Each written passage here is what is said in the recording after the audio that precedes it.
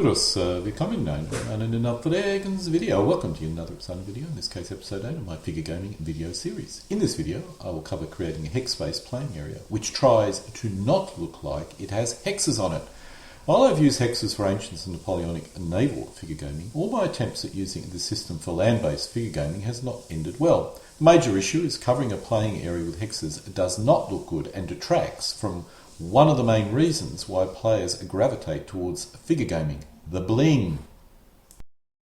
What has recently changed my mind was looking at this game of Legion, the Philip Sabin board game, which in turn comes from a figure gaming set of rules. The hexes, which still is or are too visible, are sufficiently subdued to not look too awful.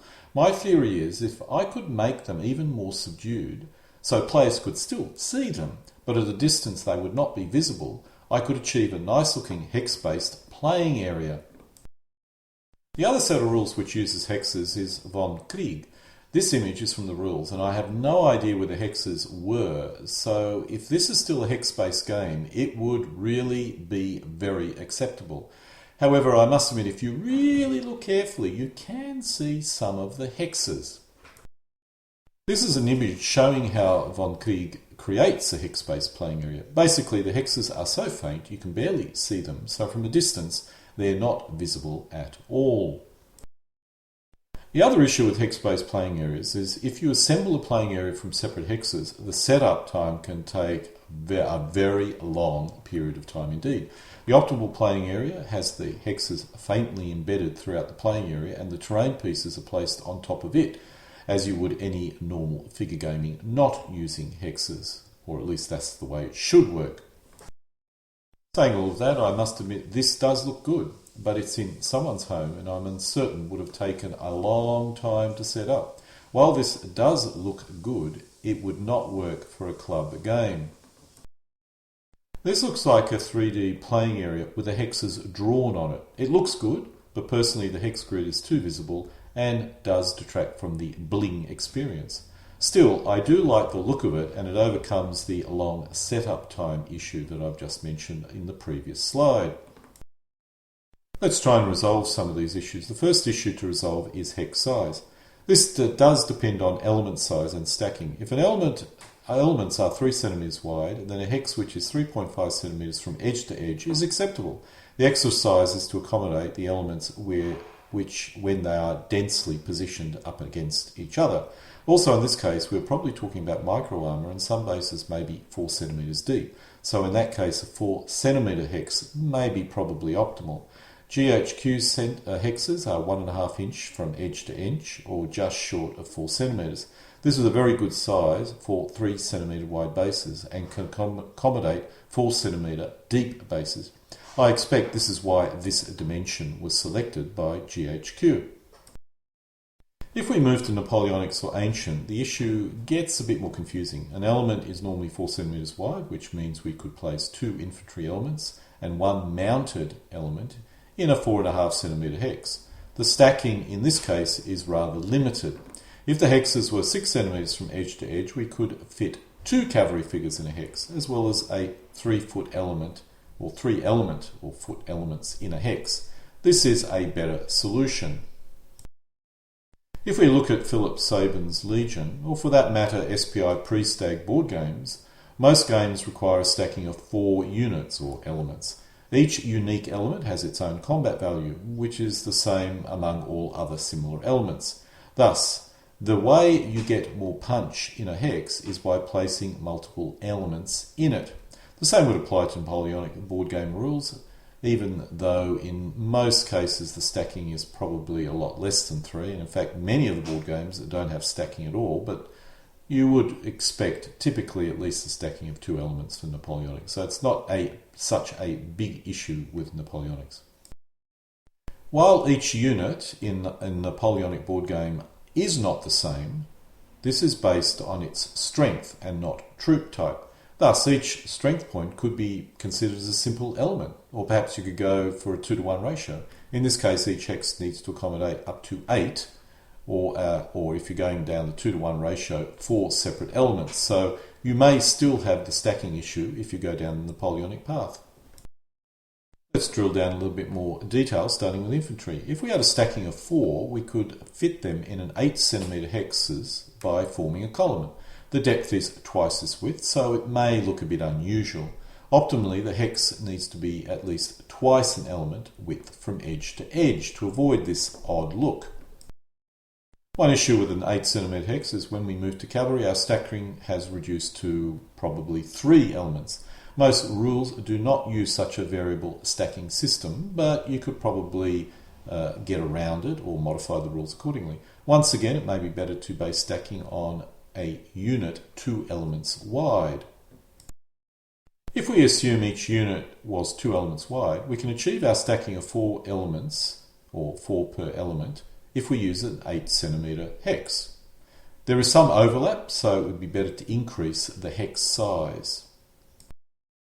Using a 9 cm from edge to edge hex, we have only a slight overlap with the cavalry. Is this a major issue?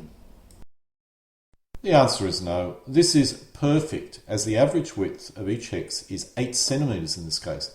A 9 cm hex is required to ensure our elements can fit when organised in this manner.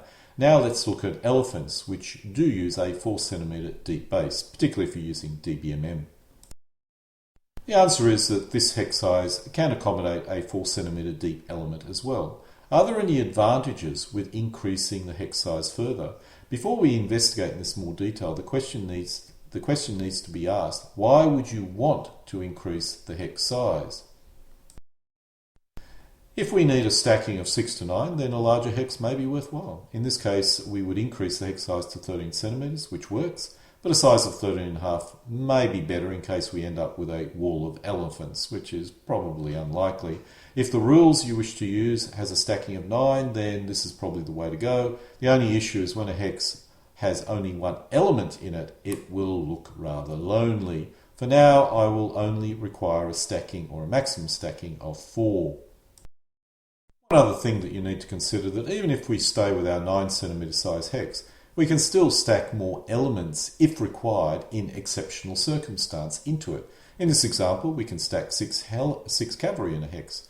We would have a major issue with elephants, but I suspect that is a fringe case. Infantry would easily be able to stack 6 per hex, and possibly up to 8 if you wish, so you may not even need to consider going to a bigger hex if you want additional stacking. There is one minor downside. In this alignment, all the units have gaps between them. I don't consider this a major issue, but for those players who like a solid line across the table, this may be a little bit annoying. However, the more major downside is the size of the playing area. A 1.2 metre wide playing area would give you about 13 hexes, which, if each hex is occupied with 4 elements, gives you 49 elements. This is a reasonable force, but there's no room to manoeuvre. This, of course, depends on the rules, as having a second line may be required, in which case there is more room to manoeuvre. However, in this style of gaming, it's all about the battle from just before the contact, which is standard for figure gaming, but many board gamers do, require more opportunity for manoeuvring before the 2 lines hit each other. The optimal playing area is 6 by 4 feet, or 20 hexes by 15 hexes, which is once again reasonable for figure gaming, because figure gamers aren't really used to pre-battle manoeuvring, but does not give you much advantage over, let's say, a hexless system, which potentially gives you more manoeuvring. If we go with a stacking of 2 to 3 elements, we could use a much smaller hex of about 6 centimetres, but with the issue of large gaps in the line. The other option is to use 3 centimetre bases, which may be used with 6mm figures. This allows for a smaller hex and allows us to retain our stacking of possibly up to 4 elements. This is an option I'll eventually consider, as I want a smaller playing area, and I may well base my 6mm on 3 centimetre bases, which actually, I'm redoing this video. I did actually, in the end, base my 6mm figures on 3 centimetre bases, so I could use smaller hexes if required. However, before I go down that path, let's look at how you can create hexes on your playing area using a 6 by 4 foot playing area and 9 centimetre hexes, which is probably the optimal size for 15mm figures. The playing area can be a green sheet or a game mat or something more solid. If using a game mat, you can probably get hexes printed on it, so there's no need to worry about how to draw hexes. If using a green sheet or 3mm MDF sheets, then you'll need to draw the lines on your playing area using a whiteboard marker, which is a colour just a bit darker than your playing area. This will be visible when you look close up, but invisible from a distance. The colour to use is something I'll leave up to the player. The next question is how to place the hexes on your playing area. You'll need to place marks on your playing area edge and then use a long metal ruler and your whiteboard marker to draw your lines. If we start with the horizontal markers, you need a mark each 9 centimetres. Don't draw the lines yet, just place a very small mark there to indicate where your 9 centimetre increments exist. Now on the vertical edge, place a mark at 2.5 centimetres from the edge, 5.5 centimetres, and repeat those two sequences until you get to the other edge. Now comes the tricky bit. You need 2 rulers, one for the horizontal and one for the vertical. Once you have this, you can draw the 5.5 centimetre dashes on the vertical axis. First, dot the ends of each line by cross-referencing your 2 rulers. Once you've created all the dots, join the correct dots to give you your 9 centimetre long edge or hex edge. This is what you'll end up with. In theory, this is all you need. You can simply use a simple ruler at 90 or 60 degrees and start joining the ends together. This shows an example of one such join. This creates one of the 4 top and bottom edges. Then we go to the next line. The top of the hex has now been drawn. We now draw the final 2 lines, which are at 60 degrees. It's assumed the edges is below the hex, so to join up the line on one of the 9 centimetre marks, well, that's what you do, we have completed our first hex. Repeat about 150 times. You will find when you complete one hex, you have also completed parts of all the hexes surrounding it. This process may be a bit time consuming for some players. Another system is to take 2 pieces of wood, one which is the depth of your playing area, let's say 4 feet, and the other the width of your playing area, let's say 6 feet. Place the marks on these pieces of wood instead of on the playing area. Then place these pieces of wood on your playing area as shown and mark off the sides of each hex. You then you move your ruler across to the halfway position. You see the white bar at the bottom. You move your ruler over to the halfway position and then draw the next set of lines. Then you move your ruler across to the end of that first white bar and create the next set of lines, which is the other end or the other side of your hex. Now you can get any other kind of ruler and join the ends to form hexes. Repeat for each row. In this case, there's no need to draw any marks on your playing area, which may be easier as the marks will need to be faint and thus may not be very visible when you're drawing up your hexes. If we go back to our hex sizes, if we use 6 centimetre hexes, and the main reason why you do that is because you want to manoeuvre around a lot more and have more room on the flank, is you can fit 3 infantry elements into it or 2 mounted elements in it. Elephants will overlap, but as elephants are rare, this is something which can be manageable. In the end, this is the path I went down for my initial test hex grid. By reducing our hex size to 6 centimetres, we can just fit 20 hexes by 15 hexes into a 4 by 3 foot playing area. Parts of some hexes will be cut off on one edge, so every second row will be 20 hexes wide and each other row will only be 19 hexes. This is a much more reasonable size for a hex-based game.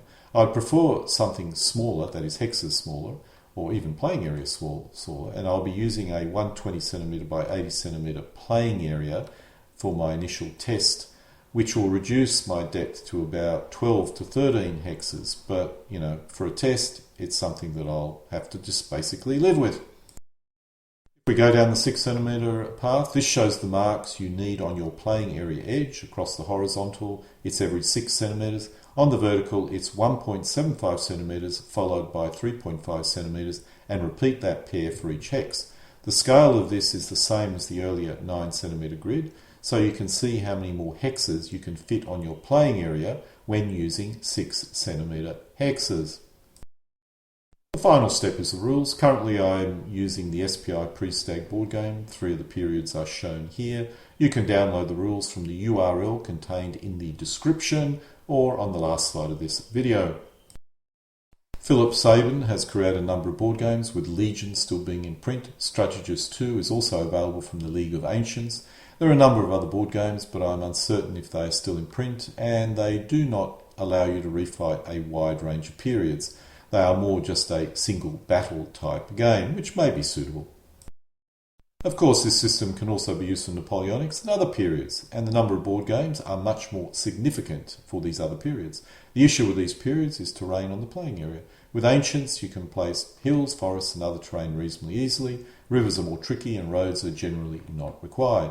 I'll probably create a video of how I resolve the terrain issue, specifically rivers and roads. As with a hex grid, it's best to create a clean playing area with no terrain on it. And so this concludes my part 8 of my figure gaming video series, and this creating a hex-based playing area. Alle guten Dinge, kommen zu einem Ende.